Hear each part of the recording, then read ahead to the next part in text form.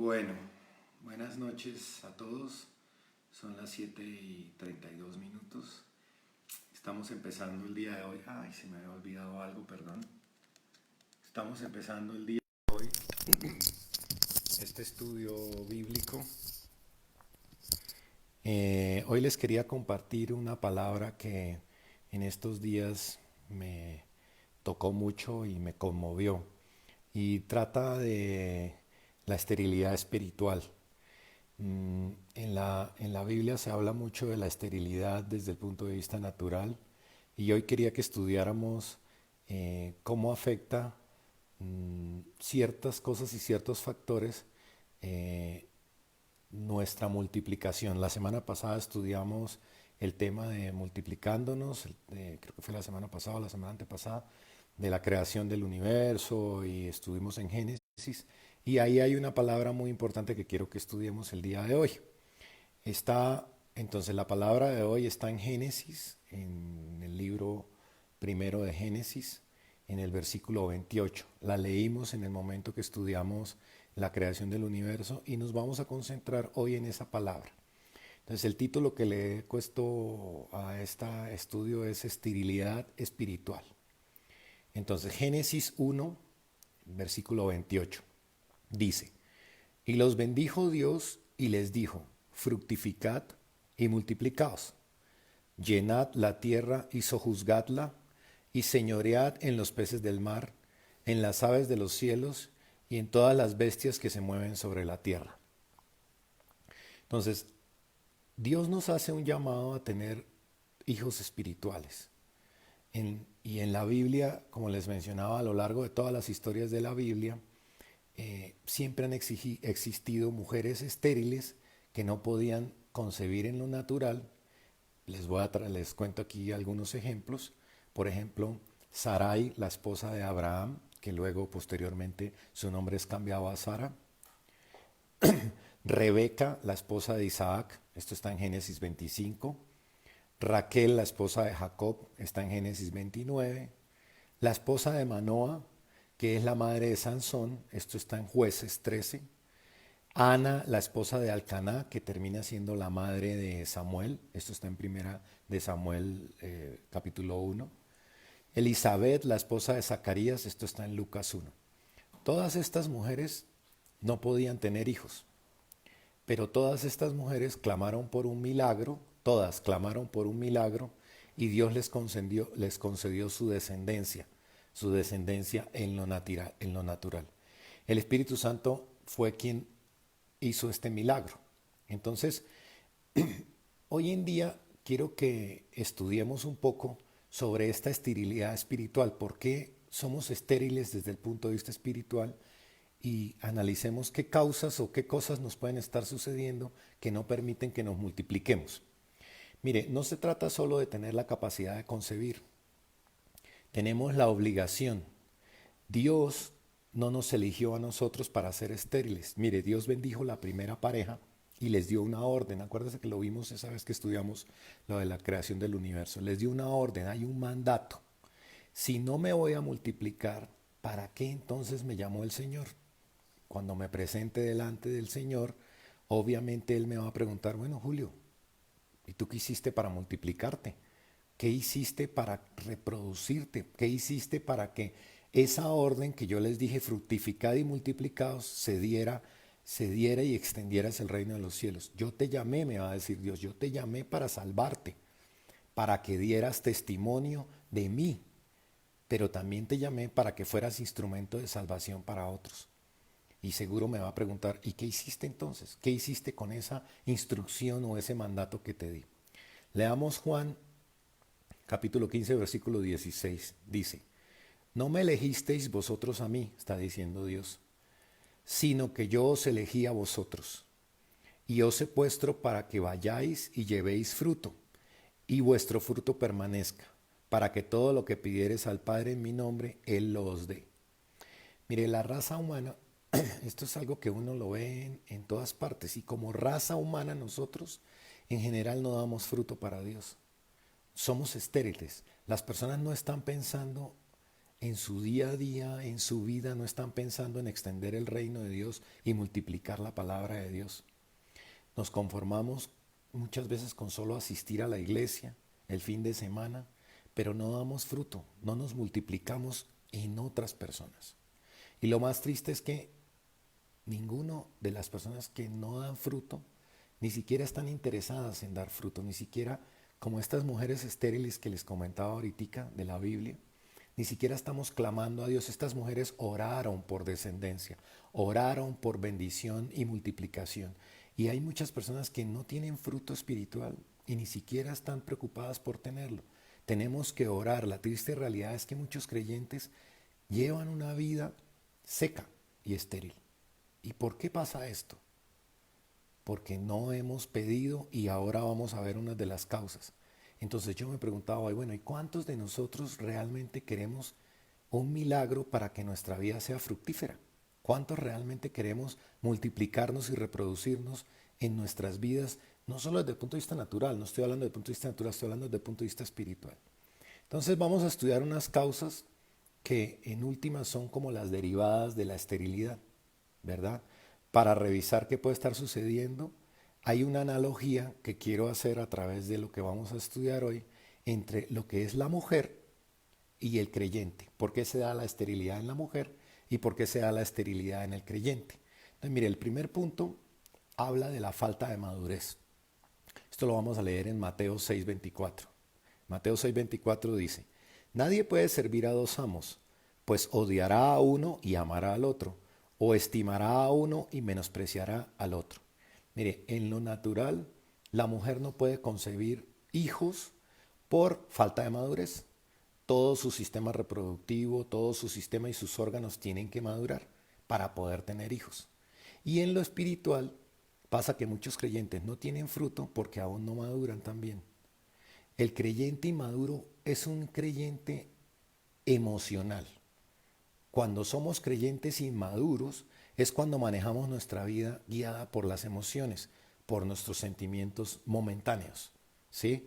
Vamos a una convención, van a un retiro espiritual, van a esto, ven, mientras están en el evento, están emocionadísimos, pero luego llegan llenos de esas promesas y compromisos, sí, voy a hacer esto, claro, voy a servir al Señor.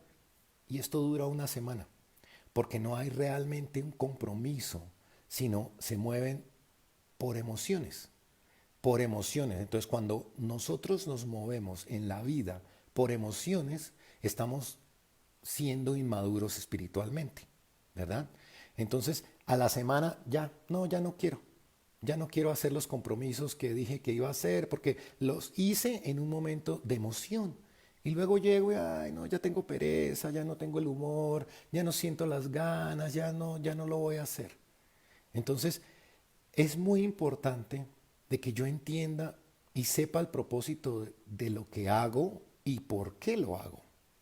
¿Por qué me levanto todos los días para ir yo al trabajo? Tengo una responsabilidad, ¿cierto? Así un día tenga pereza, no cojo yo y, ay, no, ¿sabe qué? Hoy tengo mucho sueño, no voy a ir a trabajar. Yo no dejo de ir al trabajo, porque mis emociones me dicen que tengo pereza de trabajar, yo no dejo de ir al trabajo. Entonces, de la misma manera, no podemos ser cristianos emocionales. No podemos vivir ni regir nuestra vida de acuerdo a las emociones, sino que toda nuestra vida tiene que regirse por la palabra de Dios. Y por eso necesitamos nosotros estudiar la palabra de Dios para entender cómo debemos nosotros regirnos. O sea, hay unas normas de convivencia en el ser humano, en la ciudad, y uno tiene que entender porque no puede regirse por lo que uno quiere. Yo no puedo salir y coger a dispararle a todo el mundo porque estoy molesto. No, eso no está permitido. Entonces yo no puedo vivir mi vida basado en las emociones, ¿verdad? Y entonces debemos comprometernos a obedecer. Si yo tengo un trabajo, me comprometo a llegar a la hora que tengo que llegar y eso me ayuda a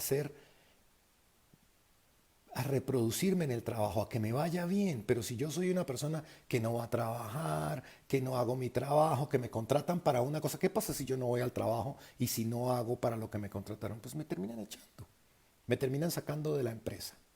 Bueno, lo otro que quería mostrarles es que definitivamente la mayor lucha que se tiene a veces ni siquiera es contra el enemigo, sino es contra nosotros mismos, contra nuestra mente, contra nuestro interior, con nuestra alma. Nuestra alma quiere siempre hacer su voluntad. Yo, si de pronto me molesto y tengo ira, entonces mi boca se quiere abrir y decir un montón de cosas y saltar un montón de maldiciones y porque tengo ira, ¿cierto? Pero yo no puedo hacer lo que yo quiero ni lo que siento en ese momento. Tengo que aprender a controlar mi boca y controlar mis emociones para hacer lo que dice la palabra al respecto, ¿verdad? Enseñarle a mi ser que no puedo andar haciendo las cosas por emoción. Entonces, yo pensaba, bueno, no, entonces, ¿qué tal? Yo estoy casado y porque tengo ganas de besar a otra persona, entonces voy y le doy un beso. No, eso no puede ser. O porque si estoy triste, entonces no voy al trabajo hoy porque estoy triste. Miremos lo que les acabo de decir, que nuestra principal lucha es contra nosotros mismos y contra nuestro interior. Esto está en Gálatas 5:17. Y mire lo que dice claramente ahí, dice, porque el deseo de la carne es contra el espíritu y el del espíritu es contra la carne. Y estos se oponen entre sí para que no hagáis lo que quisierais. Definitivamente nuestra carne son nuestras emociones. Nuestra carne quiere hacer lo que no se debe hacer. Nosotros leemos las cosas y cuando somos espirituales sabemos lo que es correcto, aprendemos la palabra y conocemos a lo que estamos llamados a hacer. Conocemos cómo debemos comportarnos, cómo debemos actuar en las diferentes situaciones, pero la carne no quiere hacer caso, nuestras emociones son las que quieren gobernar nuestra vida, ¿verdad? El creyente inmaduro definitivamente solo va a la iglesia a recibir, solo piensa en lo que yo quiero, en lo que yo necesito, en lo que yo, pero no piensa en dar, no piensa en sacrificar, no piensa en entregar. Y resulta que es más bienaventurado es dar que recibir. Leamos Hechos 20:35. Dice, siempre les enseñé y ustedes lo aprendieron, que a los necesitados se les ayuda trabajando como he trabajado yo, y recordando las palabras del Señor Jesús que dijo, hay más bendición en dar que en recibir. Y aquí, por ejemplo, nada más para tocar un tema, el tema del diezmo. No diezmamos, pero ¿cómo puedo entonces pedirle la bendición financiera a Dios si estoy reteniéndole el 10% que por ley le corresponde? ¿Cómo puedo entonces ir y decirle, Dios, dame bendición financiera si yo diezmo de mala manera, o diezmo sin gana, o diezmo con rabia? ¿Me explico? ¿Cómo puedo pedirle a Dios, Dios, bendíceme con multiplicación económica? Si no hago caso, ¿con qué cara, con qué moral puedo ir a pedirle esas cosas? Mire, no puedo ir a la iglesia solo cuando me siento bien. Acuérdense de la creación del hombre y la mujer, la creación del universo. Dios tuvo un sueño conmigo y Él tenía un sueño de ponernos a gobernar sobre la tierra. El sueño se desbarató un poco porque el hombre quiso coger su camino, pero luego vino Jesucristo a restaurar ese sueño. ¿Y qué quería Dios? Lo leímos ahorita al principio de la prédica. Bendecirnos, Él los bendijo. Dios quería bendecirnos, que viviéramos en el Edén, que reináramos sobre la tierra, ponernos por cabeza y no por cola. ¿Eso es qué significa ponernos por cabeza y no por cola? Pues que somos los encargados de dirigir, no que nos van a dirigir. Mire, Deuteronomio 28:13 dice, el Señor te pondrá por cabeza, no por cola. Estarás por encima de todo, nunca por debajo, y siempre y cuando obedezcas y cumplas los mandamientos del Señor tu Dios que hoy te ordeno cumplir. Pero nosotros solo leemos la primera parte. Sí, ¿cuántos no quieren ser cabeza?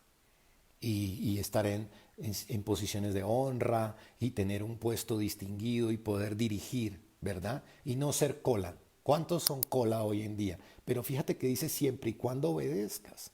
Pero a veces se nos olvida que todo tiene un condicionante, porque para poder obtener una bendición siempre hay un condicionante. Dios quiere bendecirnos.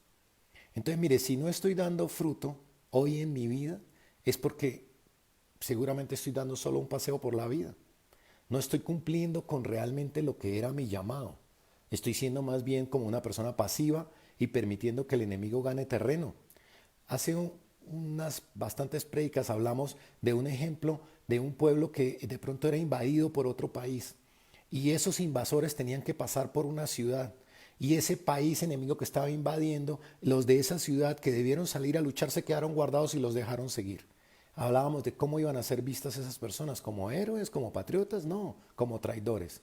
Entonces el enemigo hoy en día avanza, hay mucha maldad. La gente no conoce la palabra de Dios y por eso la gente se equivoca y cada vez actúa de manera más mala. ¿Y nosotros qué hacemos? No hacemos nada. Tenemos que enseñarles a las personas qué está bien y qué está mal para que las personas puedan crecer. Y eso es parte de multiplicarnos nosotros, ¿verdad? Entonces, falta de madurez, la primera cosa que nos impide multiplicarnos, que nos hace ser estériles en nuestra vida y que no tengamos personas a las cuales estamos comentándoles y extendiendo el Evangelio. La segunda parte la llamamos falta de intimidad. Vamos a leer Marcos 3, del 13 al 15. Dice, después Jesús subió a un monte y llamó a los que él quiso, y ellos se reunieron con él. A 12 de ellos los designó para que estuvieran con él, para enviarlos a predicar y para que tuvieran el poder de expulsar demonios. Mire, en lo natural, la mujer requiere de intimidad para tener con un hombre, para tener hijos, ¿verdad? Puede que su cuerpo ya maduró, ahora su cuerpo está preparado para tener hijos, pero ahora requiere de qué? De tener intimidad. No tiene hijos porque sí, necesita intimidad. Ahora, ¿cuáles pueden ser los obstáculos para que la intimidad, tanto espiritual como la intimidad natural, sucedan? Por ejemplo, el activismo. Hay demasiado trabajo, muchas tareas en el día y no les queda tiempo para la actividad, para la intimidad, perdón. Muchas parejas están metidas en tantas cosas que cuando llegan a la casa no tienen tiempo para la intimidad porque están cansados, agobiados con los problemas, metidos en tantas cosas que no tienen tiempo para la intimidad. Lo mismo pasa en la intimidad espiritual. ¿Y qué es la intimidad espiritual? La intimidad espiritual es tener ese tiempo a solas con Dios, donde uno se sienta a hablar con Dios, a decirle, siento esto, tengo miedo de esto, te necesito en esto. Esa es la intimidad, ¿verdad? Entonces hay muchas personas, inclusive, que van a la iglesia, se meten en un montón de actividades y luego no tienen tiempo de tener intimidad con Dios. Entonces creen que porque están haciendo además la obra de Dios, no necesitan tener intimidad. Y no, siempre se necesita tener intimidad para que Dios me conozca, para que Jesús me conozca. No basta con hacer obras de caridad. Tengo que tener ese tiempo diario de hablar con Dios y abrirle mi corazón. Eso es muy importante. Hay que tener intimidad. Y mire, el mismo Jesús enseñó esas prioridades. Él siempre tenía su tiempo a solas con Dios. Él, además de predicar, además de sanar a los enfermos, siempre se iba aparte y pasaba un tiempo en oración. Y esto lo vemos a lo largo de todos los evangelios. Él siempre sacaba su tiempo para tener intimidad y estar a solas con Dios porque eso era lo que lo fortalecía a él, ¿verdad?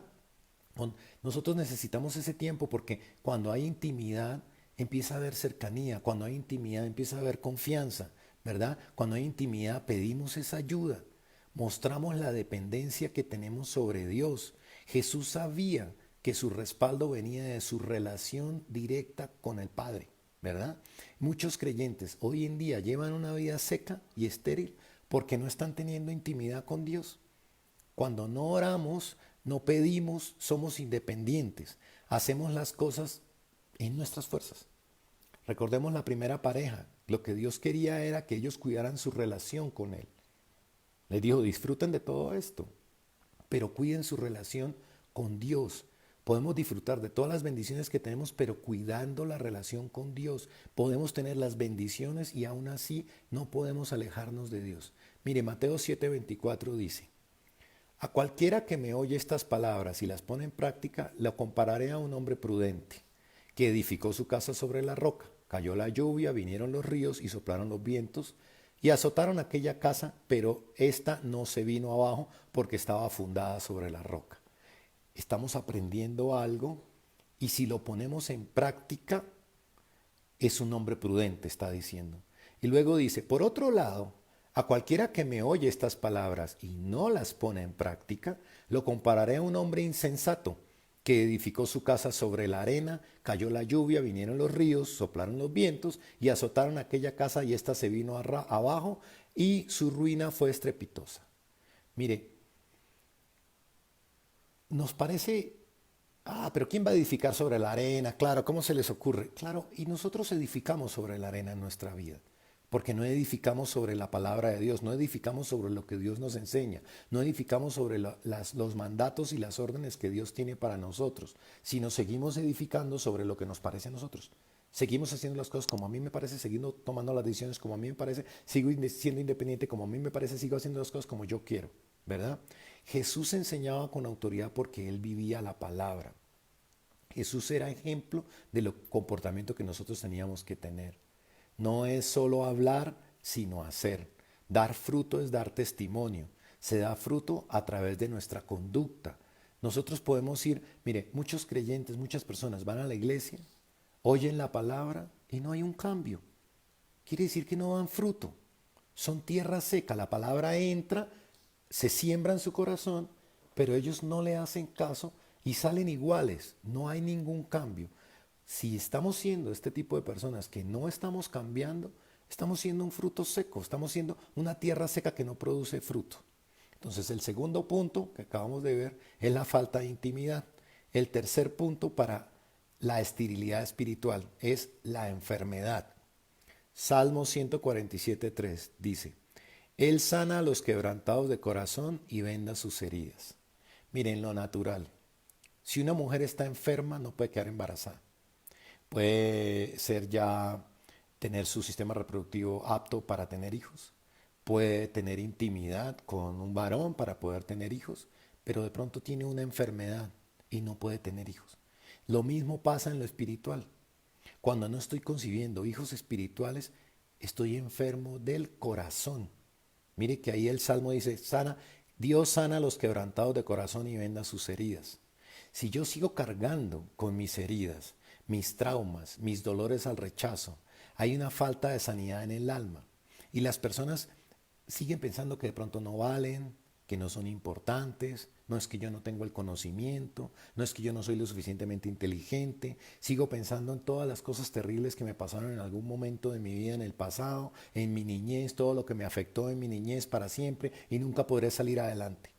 Todas estas personas viven de pronto teniendo compasión de sí mismo, pobrecito yo, no sabes cuánto he sufrido, todo lo que me ha pasado. Pero el Señor sana si lo dejamos, pero uno debe estar dispuesto a ser sano. Hicimos un estudio hace ya bastantes semanas sobre sanidad emocional y recordemos que Jesús le preguntaba a un enfermo en Juan 5:6. Jesús dice, cuando Jesús lo vio acostado, había un enfermo que se sentaba siempre al lado de una piscina y el agua se movía y eso era porque había un ángel y el que primero se echaba. Y Jesús ve a este señor que dice, y se enteró que llevaba enfermo mucho tiempo así y le dijo, ¿quieres ser sano? Muchos no queremos ser sanados. Tenemos heridas en el alma, tenemos heridas en el corazón y no queremos ser sanados. ¿Y por qué no queremos ser sanados? Porque eso implica tener que dejar de lado una excusa para comportarnos mal. Eso significa que cada vez que yo me comporto mal, no, es que yo me comporto así de mal porque es que yo sufrí mucho en el pasado. Tengo mi excusa.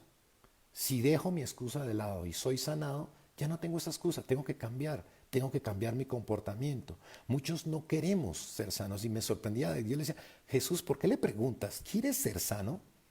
Porque muchos de nosotros estamos heridos, pero no queremos ser sanos.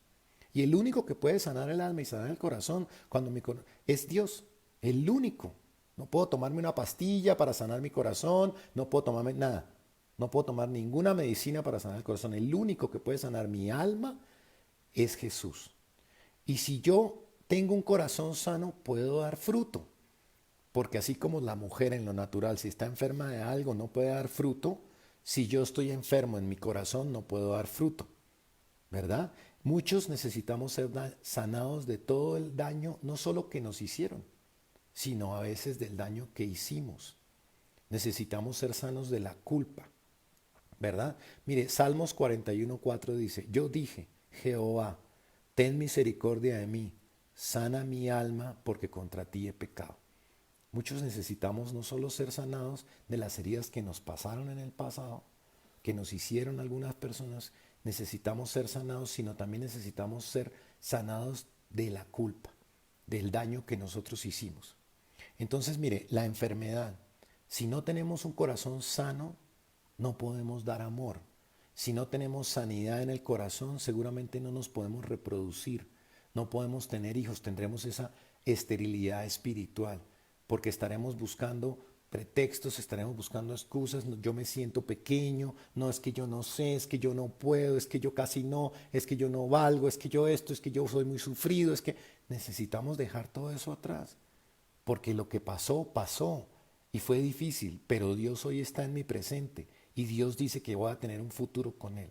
Entonces necesitamos empezar a tener ese tiempo de sanidad, porque algunas personas no dan fruto porque no tienen ese corazón sano. El cuarto punto que quería compartirles hoy se trata de la vejez. Josué 14 del 10 al 12 dice: Ahora bien, Jehová me ha hecho vivir como él dijo, estos 45 años desde el tiempo que Jehová habló estas palabras a Moisés, cuando Israel andaba por el desierto. Y ahora, he aquí, hoy soy de edad de 85 años.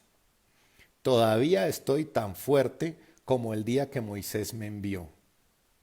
¿Cuál era mi fuerza entonces? Tal ahora es mi fuerza para la guerra, y para salir y para entrar. Dame pues ahora ese monte del cual habló Jehová aquel día, porque tú oíste en aquel día que los anaseos están allí, y que hay ciudades grandes y fortificadas. Quizás Jehová estará conmigo y los echaré como Jehová ha dicho. Mire, en lo natural, cuando una mujer llega a cierta edad, deja de menstruar, ya no puede concebir hijos, llega a la menopausia, ¿verdad? En lo espiritual, hay muchos cristianos viejos espiritualmente. Porque fíjese que aquí estábamos viendo a Josué, que a pesar de tener 85 años, quería salir a la guerra. Entonces, la vejez espiritual no tiene que ver con cuántos años tengo yo en mi edad. La vejez espiritual tiene que ver con los creyentes que se sienten viejos. ¿Y cómo hace uno para sentirse viejo espiritualmente? Son esos creyentes que viven de los recuerdos, no más. Viven del pasado espiritual, de lo que hicieron en algún momento. Esos creyentes que, no, sí, yo fui, yo hice, yo iba, yo predicaba, yo salía, yo no sé qué, están viviendo del pasado, ¿verdad? Yo me acuerdo cuando hacía esto, cuando hablaba, y hablan siempre de las conquistas pasadas. Y se olvidan de mirar al futuro. Cuando una persona está mirando mucho hacia el pasado, está envejeciendo. Los abuelitos siempre son, yo recuerdo que en el 55 las cosas eran mejor y que no sé qué. Porque están envejeciendo y siempre les parece y van mirando es hacia atrás. Entonces, ¿cómo sabe uno que tiene una vejez espiritual o que me estoy haciendo viejo espiritualmente? Porque ya no quiero conquistar, sino quiero acordarme de las cosas que hice. Porque de pronto eso me ayuda a justificarme en que no estoy haciendo. Pero veamos a Josué, que con 85 años decía, ¿cuál es el monte? Deme en el monte, ¿dónde está el monte que yo voy a ir a conquistar? ¿Verdad? Al contrario, con la edad aprendemos más. Con el tiempo nos hacemos más sabios. Con el tiempo podemos recordar más batallas en donde Dios ha estado y ha conquistado y estará con nosotros. Recuerdan que en algún momento les dije que era en la película esta Cuarto de Guerra, había visto que la señora ponía y tenía su muro de batallas y de éxitos y de conquistas. Porque a veces olvidamos ver todas las conquistas en donde Dios ha estado con nosotros, ¿verdad? No nos volvamos espiritualmente viejos. Seamos como Josué, que con 85 años aún así tenían el espíritu para conquistar, porque, como dicen, el que se envejece es la cédula, no yo. Dios sigue confiando en nosotros y aún tenemos oportunidad de seguir conquistando. Porque ¿saben qué pasa? Que la conquista no depende de mis fuerzas. Y es un error. Nosotros creemos que la conquista depende de mis fuerzas. La conquista depende de las fuerzas de Dios. Entonces, cuando yo me acuerdo de eso, claro, tengo que prepararme un poco físicamente, porque tampoco me puedo ir para allá, para acá, me canso físicamente, ¿cierto? y tengo que tener cierto estado físico, pues si no me puedo parar de una silla, si no puedo hacer esto, pues no me puedo poner tampoco a ir a hacer cosas que no puedo hacer en lo físico. Pero en la mente es donde está la batalla espiritual. Porque con la mente ya perdimos. Yo tenía un jefe que decía, si ustedes entran a un partido diciendo que van a perder 2-0, pues van a perder 2-0. Y muchas veces somos así, no, es que yo no voy a conquistar a mi familia. Tenemos un territorio para conquistar que es nuestra familia. Es el primer territorio que tenemos que ir a conquistar. Nuestros primos, nuestros hermanos, nuestros tíos, nuestra familia, la tenemos que conquistar y acercarla hacia el Señor. Entonces, mire, les quiero dejar unas reflexiones aquí, porque realmente la mayoría de los seres humanos somos estériles espiritualmente. Y hay un mandato de Dios cuando bendijo la primera pareja: fructificad y multiplicaos. Fructificar, dar fruto, tiene que ver mucho con mi conducta, con la manera en que yo me comporto.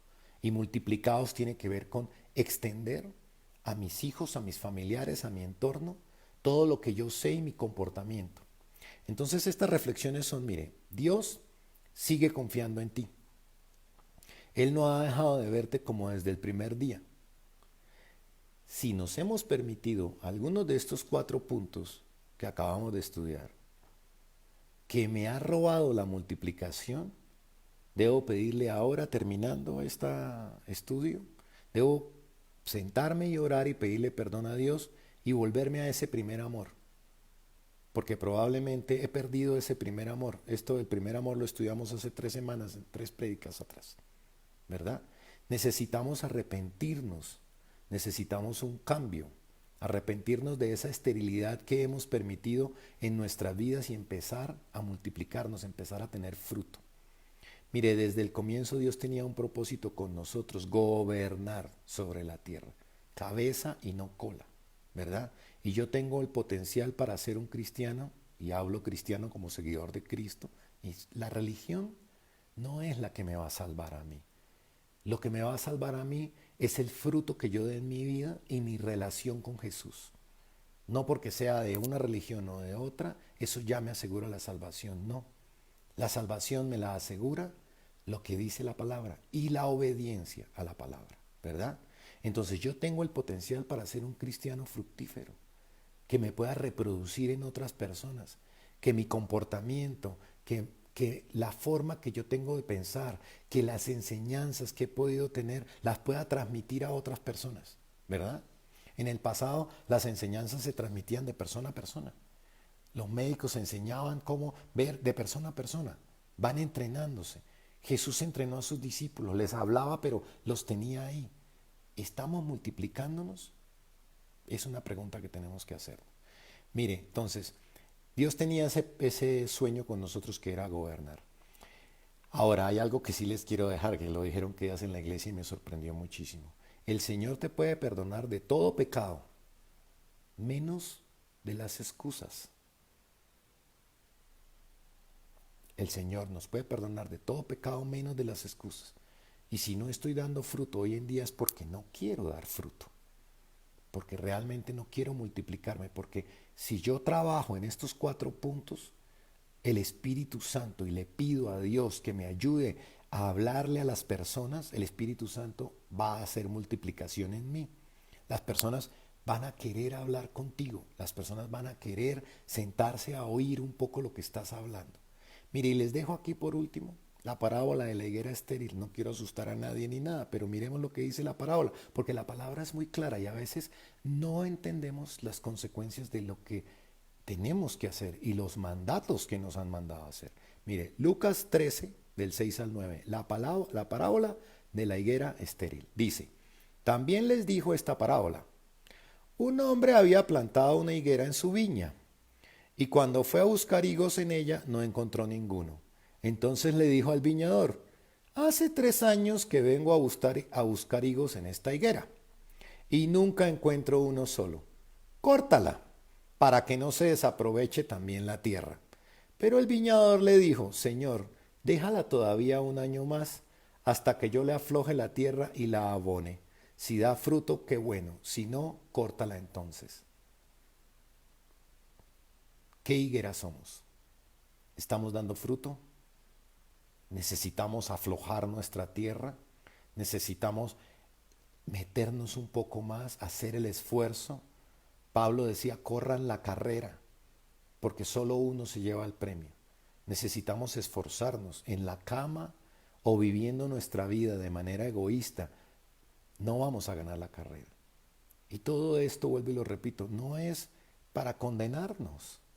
Todo esto se los digo con mucho amor porque no quiero que ninguno de nosotros, cuando parta la presencia del Señor y el Señor le pregunte, seamos avergonzados y digamos, ah, yo no sabía que tenía que hacer esto. De verdad sí lo tenía, pero no hice nada.